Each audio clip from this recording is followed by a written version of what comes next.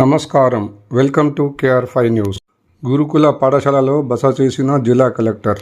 కామారెడ్డి జిల్లా ఎల్లారెడ్డి డివిజన్లో ఉన్న వసతి గృహాల్లో విద్యార్థులకు నాణ్యమైన పౌష్టిక ఆహారాన్ని అందించాలని అధికారులను జిల్లా కలెక్టర్ ఆశీష్ సంగ్వాన్ ఆదేశించారు.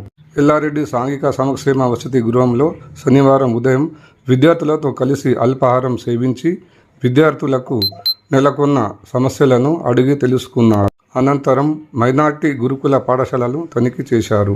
గురుకుల వసతి గృహం ఆవరణలో మొక్కలను నాటారు.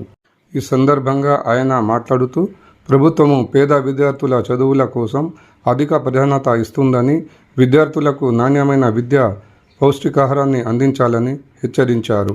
ప్రతి విద్యార్థి 2 మొక్కలను దత్తత తీసుకొని కాపాడవలసిన బాధ్యత తీసుకోవాలని అన్నారు. మొక్కలతోనే మానవ మనుగడకు ఆధారం నెలకొందని, ప్రతి ఒక్కరూ మొక్కల పెంపకంపై శ్రద్ధ వహించాలని పేర్కొన్నారు. అనంతరం ఎల్లారెడ్డిలోని పారిశుద్ధ్య పనులను పరిశీలించారు.